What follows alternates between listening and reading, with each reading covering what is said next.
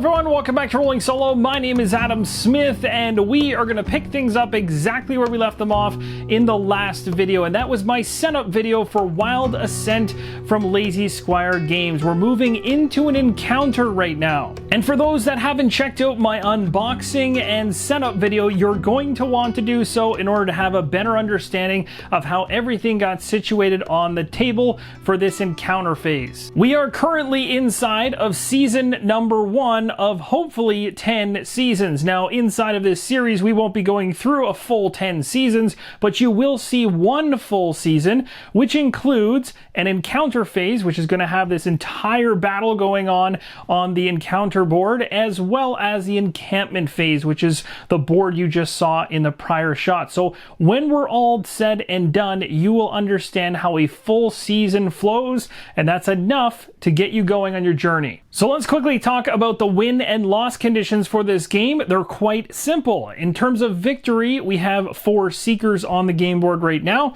We have 1 down here, 3 up there, and that's because of the encounter deck telling us how this encounter was going to be set up. Although we got a choice as to where our Seekers were situated, so we had strategy in terms of who went where. And I put the character was more strongly tied to range by themselves, because I believe they'll be able to handle themselves from a distance better than a single one melee type character.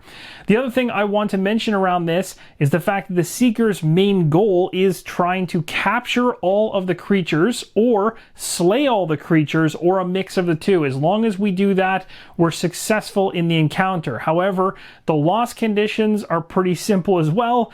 Basically, if all 4 Seekers are down, which means all of their health is depleted, you lose not only the encounter, but also the hunt mode in general, and your campaign comes to an end. So this game truly is all about survival, and you're going to be doing your best to not only be able to capture creatures and slay them to get resources or sell them to gain gold, and again, as the seasons progress, trying to build up your encampment, which will then unlock skills onto the different Seekers, allowing you to have more powerful abilities to handle the nastier threats and creatures that are going to be coming your way as the seasons progress. This is a true survival mode at its finest. Now, just before we dive into the game flow and we talk about how things pan out, I want to mention from the setup video that I only placed 1 resource for the Phoenix visually, even though I mentioned on screen that 2 resources should be there because it was a threat too. So I visually corrected this. Now you guys can see if we happen to be able to take down the Phoenix, we're going to gain these 2 resources below it. For those of you that checked out my setup video, you saw that we had to draw a card from the encounter deck, and it was a number, and that corresponded to a particular setup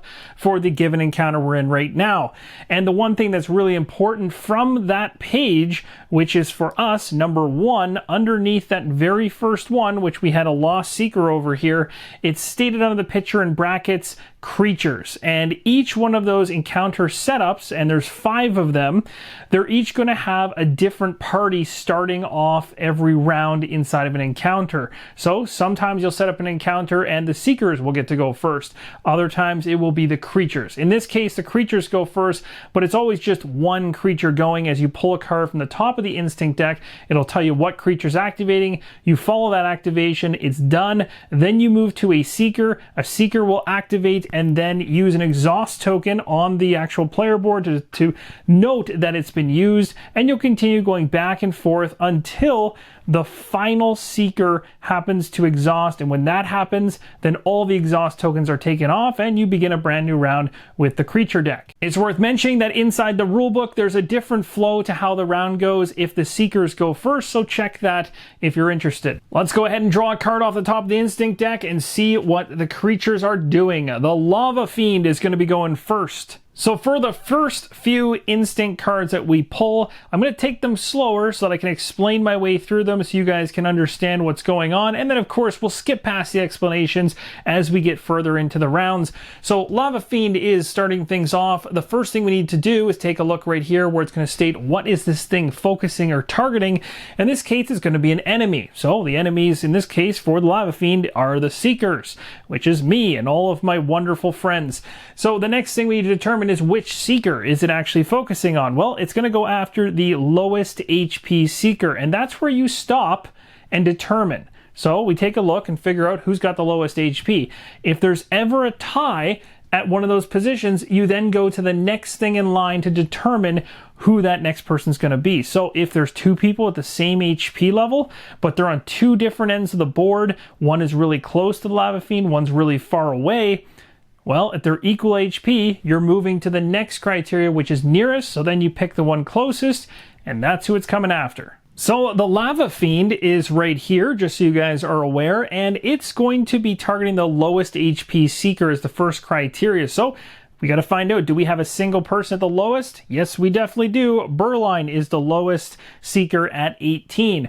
Burline is way, way, way in the back over here. So that's good news. And this is where you can get a little bit of a break within Wild Assent, is if there's distance between you and the creature that activates, that creature obviously is trying to get to you regardless of every other Seeker around, but it likely won't be able to just based on movement. So if you can keep yourself spaced out, you give yourself a couple chances here and there for little breaks where they're not going to be thrashing you.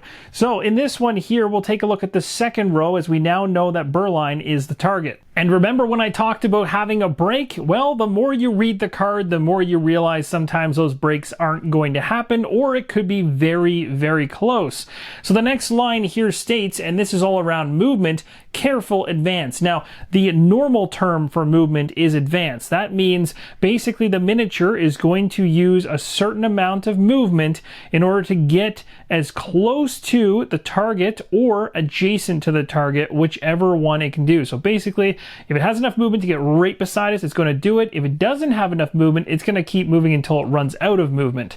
So really, the Lava Fiend is going to be running towards us. But that word careful changes its behavior. And how it changes its behavior is in terms of its attack. So you take a look down below, you can see it says range 5 magical attack. And this is where I quickly learn that maybe my break may not happen. Because what's really happening here is careful advance means that this creature is going to come over here to look at the numbers 3, 4, 4. And again, if you have a threat 1, it's 3. Threat 2 is 4. Threat 3 is 4. So in my case, the Lava Fiend is a threat 1. So it's going to be careful advance 3. So it's going to move 3 spaces towards Burline. And the careful part means if it gets within range for its attack, it's going to immediately stop doing any additional movement, even if it has movement to spend. In other words, it's not going to play dumb. It's going to stop far enough away to do damage from distance. But there's a lot of things that could skew what this creature could do in terms of doing a long-range shot, such as other Seekers in the way or terrain potentially blocking them, so they may need to use their full movement to get a clear shot, and we'll talk about line of sight in a second. Now, the other thing that's really cool and worth mentioning around careful advance is, let's say hypothetically that the Lava Fiend was standing right beside Burline, and we knew Burline was the target from the first line. So what does careful advance mean in that situation? Well, the AI is smart. It's going to use its movement to actually back up as far as it possibly can to still be able to pull off its ranged attack. So just as an example, I'm going to grab a couple other instinct cards off the top of the deck to show you different ways that movement line, that second line, can be worded. So here, for instance, we have a creature that uses a flying advance, and that obviously is going to be different than anything else, but flying simply means it's going to fly over top of any miniatures on the game board or terrain on the game board. It basically pretends as if those things on the board don't exist. You can fly straight over top of them as long as you're landing in an empty space. Another one you might run into is the keyword halt, and it means exactly what it says, which is it doesn't move, it stays put. And there will be times where that second row states something like this: place the creature on an unoccupied field adjacent to the target. The final thing to keep in mind, especially on that top row for the AI card, is if players are ever unsure what a creature's target should be, in other words, there's multiple Seekers with the exact same health and you've gone through the whole top row and everything exactly is the same, there's no way to break the tie, then always assume the creature will act in the Seeker's best interest. This might be different than what you're used to with other games where typically you would put the enemy AI in an advantageous position for the enemy. In this case, the game is balanced in a way that it's already tough on you, so you're going to want to take advantage of those situations and get a breather there. So we know the Lava Fiend is a threat 1, and based on the careful advance, it's going to be a careful advance 3. Let's take a look at the Lava Fiend. Which way is it facing? It's actually facing south. And which way is Burline? He is north, way over there, northeast. So currently the way the Lava Fiend is faced is going to stop the Lava Fiend from actually hitting Burline. So we're going to need to use some movement to rotate him. But first, before we do that, let's talk about a ranged attack while he's facing us, because it'll make it a little bit easier as it's on this side of the board. So when a ranged attack is being done, in terms of the area that the actual attacker can use to its advantage to try to hit targets, it's going to be basically on a diagonal angle out from where the field is that the actual miniature is sitting inside of. So using a laser pointer here, which you don't have to use in order to play this game, but it will make it easier for you to follow. Essentially, I could shoot anything in this path, or I could shoot anything in this path.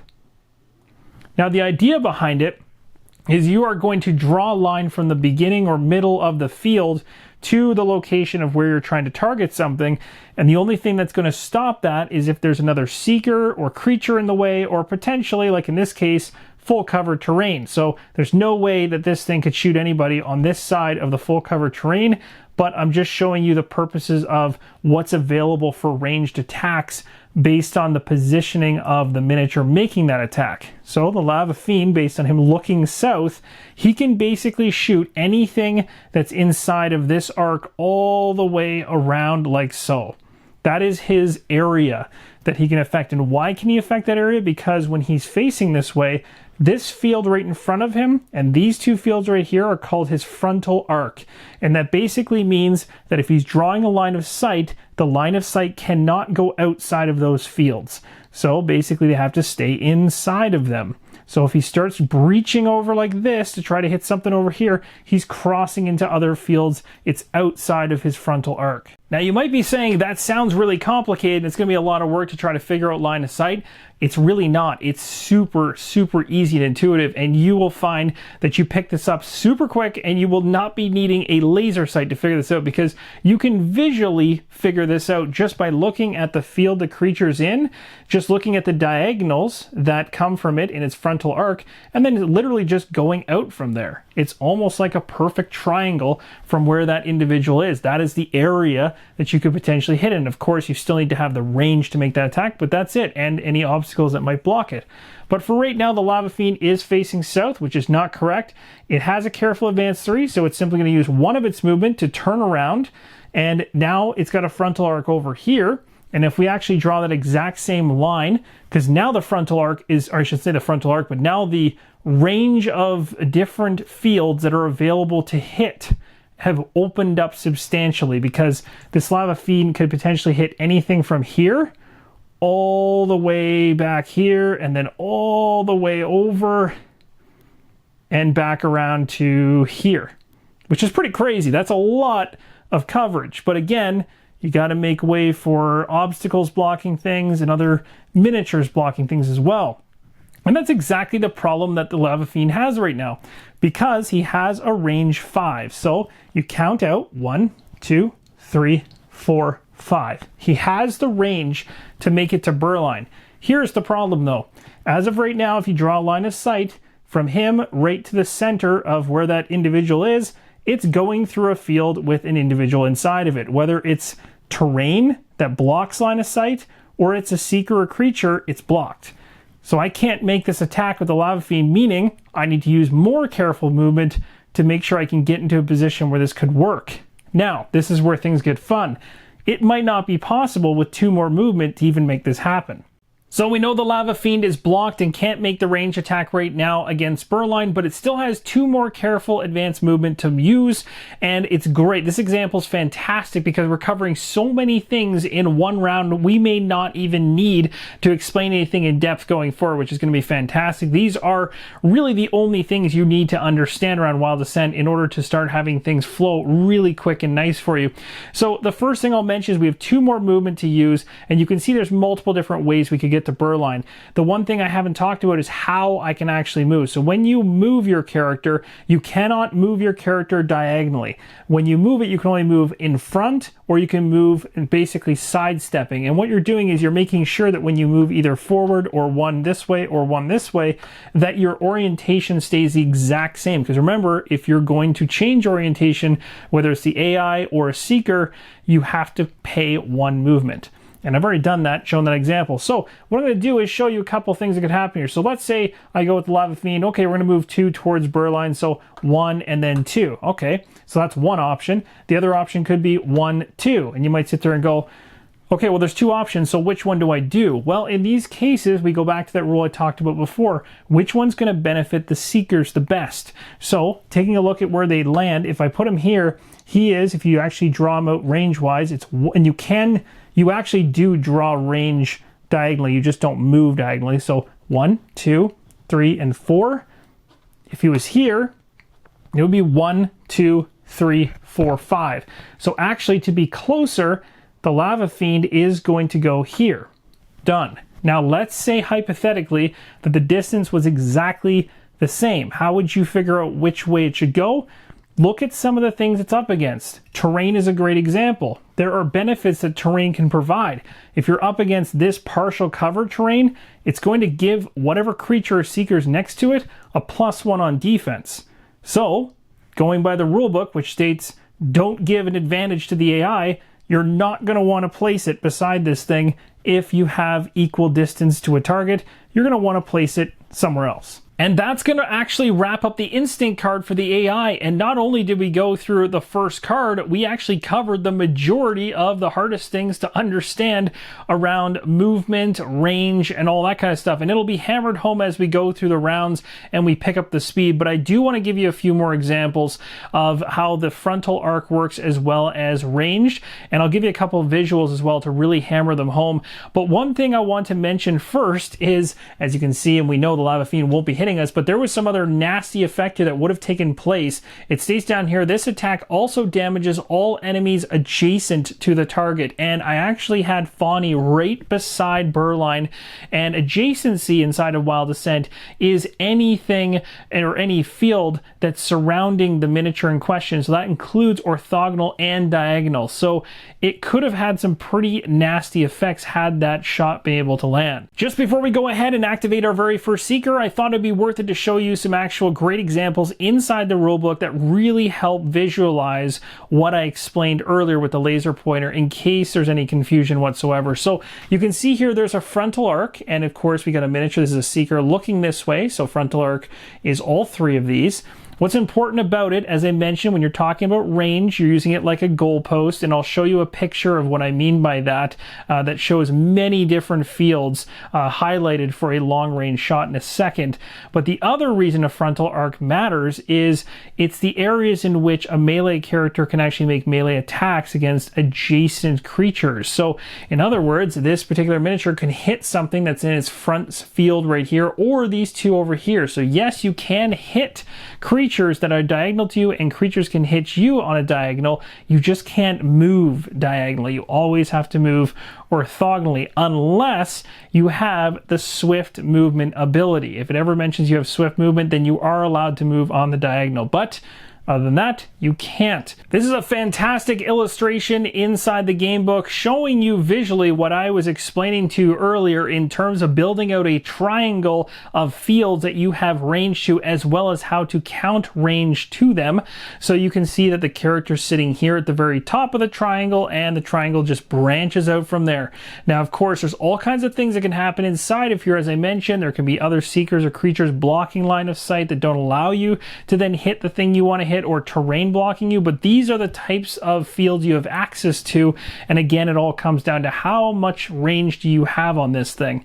So that should hopefully clear any confusion up around the range factor in the game. And at this point, to be completely honest, you have seen the majority of things you need to understand in order to quickly start activating seekers and creatures as we go along. It's time to activate a seeker. For me playing solo, I get to choose which one activates. All of them are available. None of them are exhausted. exhausted yet. Ilithenia is the one I'm going to use first. She is all by herself. I think she's going to go ahead and try and take some pot shots at the Lava Fiend. The way the board is situated right now, it's absolutely perfect for where she's currently sitting. She doesn't even need to change her orientation. From where she sits right here, 1, 2, 3, she can actually hit that thing, and she currently on her player board has a range of 3, so she can pull off this attack. Now let's talk about how the structure of a Seeker turn goes. The first thing you do, if you want to, is to move up to your available movement. Taking a look in the top left-hand corner of the Seeker's boards, you will see how much movement each of them has. You'll also see an orange symbol in the bottom left of each of them, and that just lets you know what type of movement they have. They either have normal movement, which in the case of all 4 of these Seekers, it looks like a play button. That's that. The other one is a double arrow, and that means they have Swift, and as I talked about before, if you have Swift, you are able to move diagonally, which is a pretty handy thing. It allows you to get around obstacles and other creatures and Seekers that much easier. And if you have the flying icon, which is wings, well, then you have a lot of freedom because you can just fly right over top of things. A Seeker's turn comprises of movement and then 1 action. And let's talk about the action part, because for movement, I'm happy where I'm currently sitting. So what do you do when you need to choose an action? Well, you take a look at the character board, and you can see down here there are some things we could do. The top one here has an icon that looks like a star. Now that is not going to trigger unless when we're making our attack, we roll this icon on the die for a special, and that's going to allow us to take advantage of some cool ability that this Seeker has. The other ones that actually represent an action you can take are those 1 arrows. So you can see here, Cripple, for instance, is an action we could take. We can attack a creature within a range of 3 with 2 base damage going in. On attack, we'd assign the damage and apply Cripple to that character. And we talked about Cripple in setup, so I could even do this to the Lava Fiend if I wanted to. So not only does this area on each of the Seeker's boards make them unique in terms of what they can do with specials or defensive abilities or just an action they can take during their activation, there's also just a generic attack that every single one of these Seekers has, and it's really easy to know this. You just take a look at these blue circles right in the middle here, and you will see an arrow beside the 3. So this means that her attack is from range 3. So she can do an attack from range 3. And when she does the attack, it's going to be considered a physical damage attack. And there's magic or there's physical. If it's physical, it's a sword icon. If it's magic, which for instance Berline has, it has more of a swoosh to the icon. But this would mean that you get 2 going into that attack. So 2 BD, 2 base damage if you decide to do that. So that's pretty awesome. And then right beside that, you've got a bunch of little squares which are dice. So it basically tells you how many dice you can add into your attack. So long story short, if I want to make her basic attack, I can go ahead from range 3 with a base damage of 2 and roll 5 dice. So I got 2 damage going in plus 5 dice to see what happens, and there's even another benefit on top of that. Not only is she positioned perfectly to make this shot, but the Lava Fiend turned and ran away, meaning its back is now to us, and whenever you're making a shot where a creature has its back to you, you are going to get a +2 on top of what you roll. So I'm going into this with 2 base damage, +2 for the back attack, and then 5 dice on top of it. So at this point now we get to roll our dice and see how this pans out. I've also taken a look at the full cover terrain to see, because that Lava Fiend is adjacent to it, whether there's any benefits defensively for it, and there is not. If it hadn't been adjacent to the partial cover here, it would have got a +1 on defense, but it isn't going to. However, when we actually start looking at the defense value for the Lava Fiend, I'll show you that character's card, and I'll show you how quick it is to determine how this combat pans out. And I can tell you, it moves really, really fast. So here we go. We got way more than 5 dice. What am I doing here? I got 7. I'm cheating already. So we're going to go ahead and we're going to roll 5 dice off, and we got ourselves 3 more to add to the pool. So we went in with 2. We get 2 for the back, and then 3 more on top of it. That's a total of 7 damage. 7 damage is pretty awesome. I'm quite happy with that. If you take a look at the Lava Fiend's overall health at 10, that is a substantial hit. And now we need to look at its defensive values to see if it it can actually take down that number a little bit. You can see on the left-hand side is the physical defense, which is 0. So because mine's a physical attack, guess what? All 7 damage is going through. This one over here is for magical attacks. So if Berline, for instance, being an individual who makes a basic attack with magic, he wouldn't be as useful against Lava Fiend. However, there's something else going on down below here that's always worth mentioning. You'll see this small little icon right here. That is a defensive icon that will trigger on defense, which is right now, and it says assign 1 damage to adjacent attackers. So that is giving you a heads up that if you are sitting right next to this thing and you're trying to put big time damage on it, you are going to get hurt. Thankfully, I did my attack from range, so there's no fallout. 7 damage on the Lava Fiend's going to take it from the 10 position all the way down to 3. And just like that, the creature is on the edge of defeat, which is fantastic. And this gives us now 2 options strategy-wise. We could continue in future turns to pelt that Lava Fiend until it's taken down, slaying it and going after the resources, or we could choose to have 2 Seekers try and capture this thing. And why do we need 2 Seekers? Well, when you're going after a threat 1 creature and you're trying to capture it, you always add 1 extra to that number to determine how many Seekers need to be involved to capture that particular creature. In other words, if you've got a threat 3 creature, you're going to need all 4 of your Seekers to try and capture it, making it that much tougher. Now, I'm not going to go into the specifics of capturing just yet because we'll talk about it when we actually start seeing it in action. But basically, as soon as a creature is at half health or less, you now have the option to get orthogonally adjacent to it and begin attempting to capture it. Now, one thing I will mention quite quickly, and I'll read it off for you as it's quite small and out of focus at the moment, but she has attacks against adjacent enemies that also give the ability of knockback, but it has to be adjacent, and what she did was a ranged attack. So this is a passive ability. Whenever you see those crosses, those mean it's just an ability that's always on. So you want to keep your eyes on those for your Seeker because they could give you some benefits you really want. But that's it. That is a Seeker turn. So you can see if you take out the explanations for the creature turn as well as the Seeker turn, the back and forth play of this encounter goes extremely quick. The exhaust token is now on the Seeker, and we head back to the Instinct deck to find out what is going to be happening with the creatures. And this time around, we've got a whole other ball of trouble coming. The Chimera is activating, and before we take a look at the Instinct card, let's actually read some of the really aggressive passive abilities for this creature. Not only is it 20 health, which means in order to even think about trying to capture this thing, we need to knock it down to 10 health or less, so we got our work cut out for us there. But the thing down below is the nastiest. You got 2 passive abilities here. One states, Serpent Strike. If a Seeker has 5 or less health after an attack from this creature, they are just downed. This thing will straight up just ravage a character that doesn't have much health. So this is another reason why Berline's healing abilities would be really useful for Seekers that are getting beaten up pretty badly, because this creature is going to destroy them fast. Now down below here we have Pounce. It says on attack, if only successes are rolled, roll attack dice again and add the result to the original roll. So this could really progress badly if when rolling for an attack they all end up coming up successes. Now that we have an understanding of what this thing can potentially do to us by tearing us limb from limb, let's find out what it will do during this activation. So target is an enemy. It's going after the lowest HP. Again, that's going to be Berline, so he is going to need to stay as far away from that thing as possible.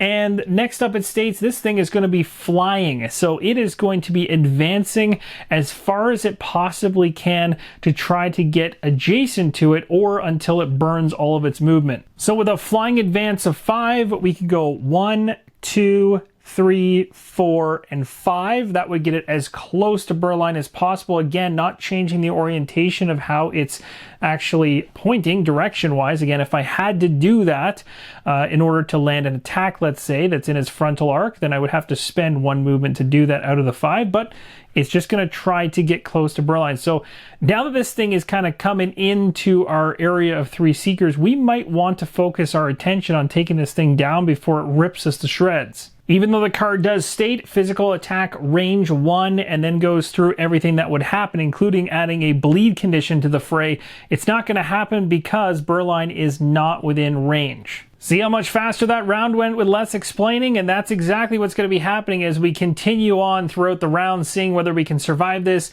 I'll only pause to explain conditions, tokens, and things that pop up for the first time, but you've got the basics enough now to understand what's going on here. So here's where the strategy comes in. When you're playing solo, when you're controlling 4 Seekers, you're going to be able to look at the different abilities that they have, and you're going to want to think about how you can make use of them in the best way possible to land the most amount of damage on these creatures, to either take them out and slay them or capture them. You can see right here for Zaxxas, he has a really cool passive teamwork ability that states if he's adjacent to an enemy in his frontal arc, so that's important, it's got to be in one of those 3 spaces up front, he may make a 4 attack dice attack against the enemy. So basically, if I activate him right now, I could just go ahead and do a basic attack, try and get him as close to that nasty Chimera individual, hit it, stay right beside it and make sure that I'm facing it, and the next time another Seeker makes an attack against it, he's going to be able to trigger this teamwork ability and throw some more dice. So Zaxxas has 3 movement, so this is going to work out pretty awesome. I'm just going to go 1, 2, and 3. Now the hope is here that this creature is going to stay put, because of course the only benefit from teamwork that's going to come in for me later on is if that thing doesn't move. It needs to stay put and stay in my frontal arc. It's the only way this is going to work. If it beelines towards Burline or anybody else, bad news for me, and that strategy is going to go sideways. And that's the way this game will mess with you. You're going to set things up, and sometimes they're not going to work out, and other times they are, and when they do, it feels really good. For Zaxxas' turn, I'm going to go ahead and make a range 1 attack, which basically means the space right beside me, 3 BD or base damage going in, and then we get 3 dice on top of that. If I happen to land a special, I also maim, which means I fatigue the individual that I hit. Hopefully that actually happens for me. And it's worth noting, if you get a special on the die, it's also considered a success. And look at that, we got 3 successes, plus I actually get to go ahead and trigger my maim, which does put a fatigue token on that Chimera. So 3 BD plus the 3 successes, a total of 6 damage coming at this thing. It does actually have some physical defense, so it will take 1 off of it, so 5 gets through. So we'll go ahead and drop this creature. 1, 2, 3, 4, 5 down the row. There's now 3 sitting in the 15 position. The Chimera gets a fatigue token. It's worth noting on its next activation, it will have a -2 on its speed, but it can never go below 1. Another fatigue token to go on a Seeker. It's Zaxxas this time, so 2 Seekers have activated, and we're back to another instant card for the creatures, and we have the Phoenix this time. Just before we check out the instant card for the Phoenix, let's check out the actual card for the creature itself. And you'll notice down below it says the Phoenix on activation assigns a damage to all Seekers. Now, when you assign a damage, it's important to note the wording assign means you can, if you happen to have defensive abilities, try to negate that. Whereas if you don't have any defensive abilities, you are not able to stop that. And thankfully, one of my Seekers actually does. This particular Seeker has a defensive ability called Sidestep. It says on defense, roll an attack die, and then on special, ignore the attack. So I essentially take an attack die, roll it, hope for a special. If I get it, I negate the damage. Did not, so I still take the hit. Now, just so there's an understanding of why this damage is happening, this is the scout card. This is the location that we're currently in. So thematically, we are basically inside the Phoenix's lair. And so it's getting this additional boost in damage because that's where we're currently fighting it. So it's pretty awesome and thematic, but all of our characters at this point in time are going to take a hit of damage. So we're going to drop down to 17 here, 21 here, 25, and 29. The Phoenix hasn't even gone through its instant card yet. It's already hurting us. I don't like it, but we've already resolved this, so we're fine there. Let's take a look and talk about some of the abilities here just one time over so you can understand the strategy around how to potentially capture the Phoenix if you're so lucky. So you've got a rebirth thing here. It's passive. It says begin the encounter with the token. If the Phoenix is slain, meaning if we take out all 15 of its health, discard the token and heal this Phoenix back up to 15. It's not slain. So you're going to need to do this thing over twice in order to take it down. This also messes with capturing it as well, because remember, it needs to be at half health or less, meaning you've got a rebirth token on there. Currently it's on 15. Once the 15 has been depleted and it heals back up, you'd have to drop its health down to 7 in order to even start attempting to try and capture it. I can tell you right now from experience when going after the Phoenix, the cards that come up AI-wise from that Instinct deck are going to constantly give you problems with it healing itself and adding rebirth tokens back onto the card. Down below is another passive ability called Molten Reprieve. The Phoenix may not be captured while holding a rebirth token. We've already gone over this just moments ago. Essentially, make sure there's no rebirth token on the Phoenix. In other words, take away its first 15 health and then get it down to 7 so you can even just attempt to capture it. And then it also states here that it escapes if it's the last active creature. So if your strategy or plan is to take out and slay everything else and go straight after the Phoenix, that's not going to work because it's just going to fly away. Now let's go ahead and activate the Phoenix. I'll show you how quickly this gets resolved now that you understand the flow of things. We got the target at the top. It's going to be an other ally. So which other ally will it be, seeing as all of the creatures are available for the Phoenix right now? It's going to be the one with the highest missing HP. Well, which one's that? The one that I did the most damage to so far in terms of total HP missing. So that's going to be the Lava Fiend. It is down 7 HP. So that is going to be the target. The Phoenix is not going to move whatsoever. It'll stay put. And finally, it says it's going to heal for 4, 5, or 6. And again, that's dependent on the threat level of the creature activating. So the Phoenix is a threat level 2, so it will use the middle value. So it's going to heal 5 towards the Lava Fiend, which is going to bring it from a 3 back up to an 8. It's then going to assign 3 damage to itself, so it's going to damage itself, which is pretty interesting. And then it says if the target is now at full HP, heal the Phoenix to full HP and draw another instant card. And thankfully, none of that will be happening because the Lava Fiend won't be at full health after the heal. But you can see how this Phoenix is going to be a big time pain going forward. So the Lava Fiend is going to heal from 3 up to 8. And now because it is above half its health, I'm no longer able to go over to it and try to use an action to capture at this point. I need to knock it back down to half its health, which is max health is 10. Half its health will be 5 or lower in order to try and attempt to actually capture it. But I think I'm going to try to kill it. We'll see if I change my mind on that. And then, of course, as it mentioned, the Phoenix is going to take 3 damage. So it's going to drop from 15 down to 12. Now I get to activate a Seeker. I'm really happy about this because guess what? That creature stayed put, which is perfect. I'm going to go ahead and activate Fawny. She is just north of Zaxxas right there. She needs to turn her orientation to be facing south so that she can make a ranged attack, which she does have as a basic action from 2 away. Taking a look at Fawny, again, I can move first and then do an action. In terms of movement, I'm just spending 1 of the 5 in order to rotate her so that she can do her ranged attack. That's it. In terms of an action, I could do, this is a pretty cool one, it's a Vault.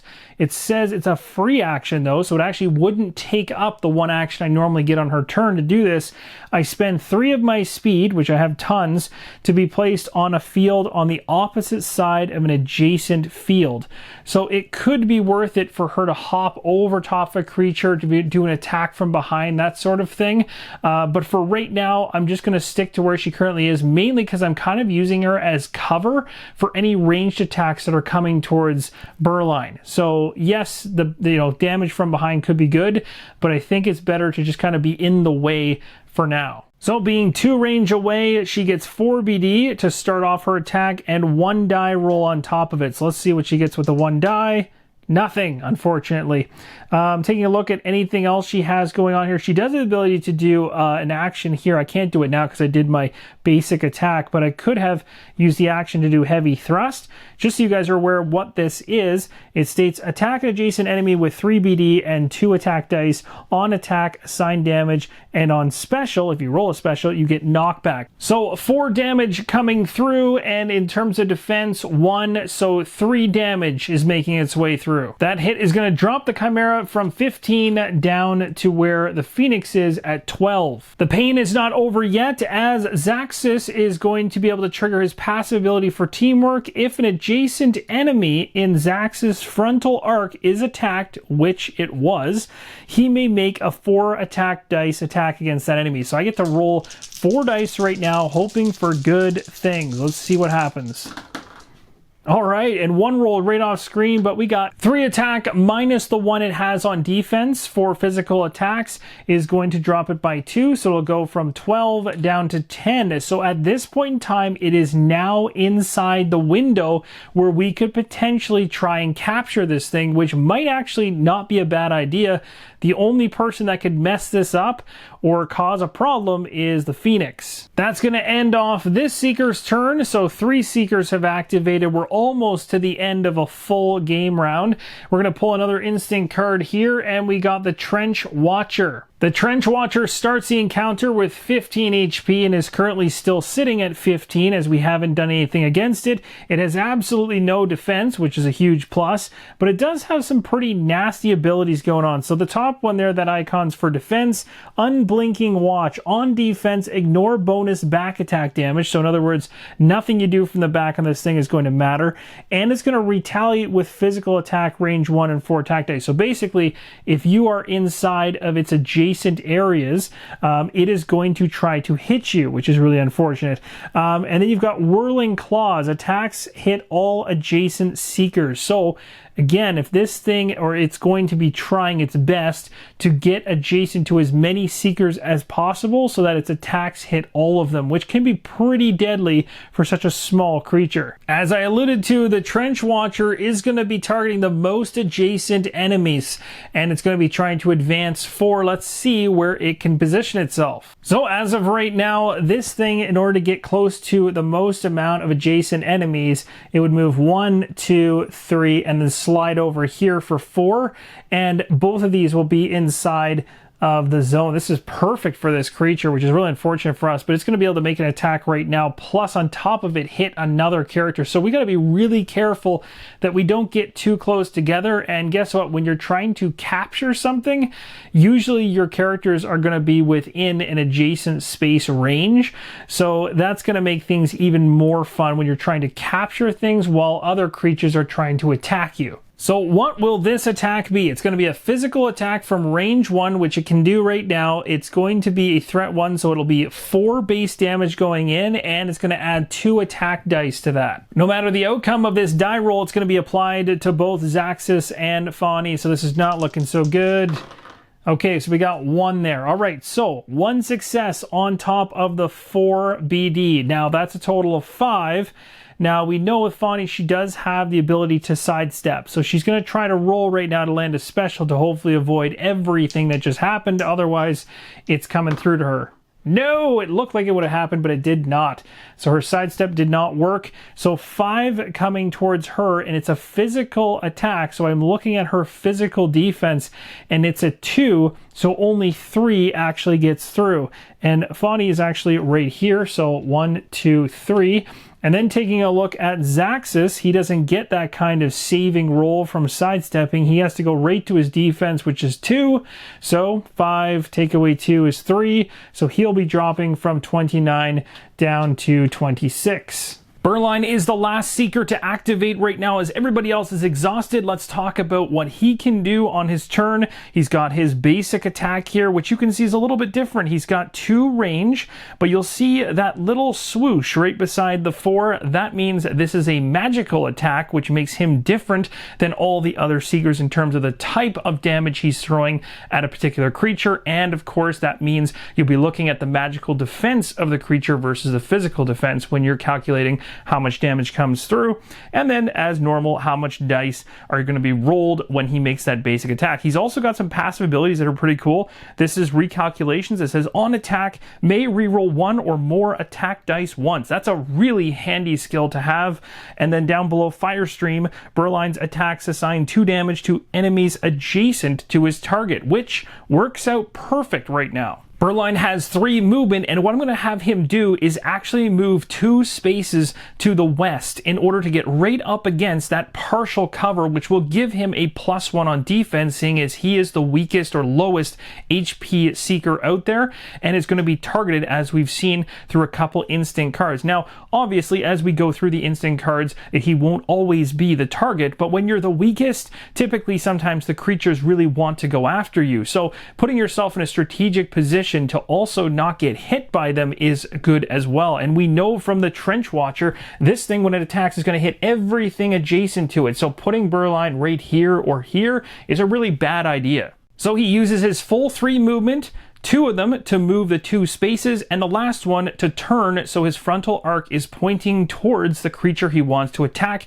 which is going to be the Trench Watcher. And as you saw from the passive ability on Berline, he's going to be able to, when he targets this creature, be able to put some damage through on the Chimera. Let's go ahead and roll our 2 dice for Berline. He's got 4 magical attack already, or BD, and we're going to roll to see what else we can add to it. There we go. We got ourselves a special and a success. When you get these, even specials are considered successes, so this counts as 2 successes on top of the 4 he has, which is a total of 6. Unfortunately, the special doesn't trigger anything with him right now. If we build a temple in the future, he would have been able to heal himself for 2. 6 magical damage going against the Trench Watcher, and we look at this right here, it is a 0, so all 6 is going through. We take a look at the passive abilities to make sure that it's not negating anything. We're not behind it, so it's not going to take down our attack by anything. It's going to try and retaliate with physical attack at range 1 with 4 attack dice, but guess what? I'm far enough away with my attack, I'm not going to get hit. 6 damage on the Trench Watcher is going to knock it from 15 down to 9. It's also worth mentioning that if I happen to be adjacent to the Trench Watcher, as I mentioned, and it tried to make a retaliation attack against me, it would be able to have a free movement to turn to face me. Thanks to Berline's Fire Stream, 2 additional damage is going to go on the Chimera, again because it's adjacent to the target that Berline was attacking, so dropping from a 10 down to an 8. For additional clarity around some of the attacks that can happen within the game and some of the wording, whenever you see the wording assign X damage, so for instance assign 2 damage, what that means is it's going to go right past the defense of that creature, but if the creature has the icon in their abilities area for a defensive skill, and they can use that skill to try to either negate or reduce that attack, they can use that skill. But their defense value is not going to matter in that case. However, if you get a skill like Zaxxas has, where he was able to roll 4 attack dice, as you saw me do, in that situation, the defender can use their defense and or defensive abilities in order to bring that down, as you've seen earlier in the video. And just like that, we've now activated our final Seeker. Every single one of them now has an exhaust token, and as I mentioned at the beginning of the video, when you start a round, you're going to start based on what the encounter setup states, which was creatures. So the creatures went first, then the Seekers. It went back and forth until all 4 of the Seekers have exhausted. At this point, the round is over, so all the exhaust tokens are now going to come off of these characters, and you simply just go back to pulling instant cards. And you'll repeat this over and over until the encounter is resolved, whether you win or lose. One final note around the timing of the end of a round: if you have the Seekers pinned as being the individuals that get to start each round, then the timing of when that round ends will change just a little bit, so check the rulebook for that. In my encounter setup, the creatures began.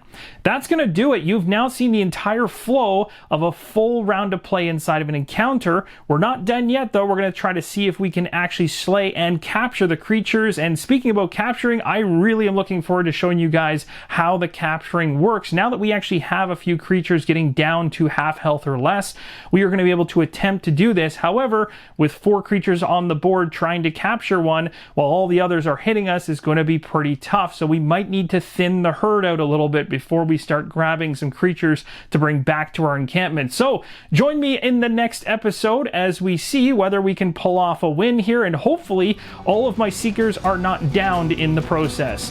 Thank you guys for watching, and as always, keep on rolling solo.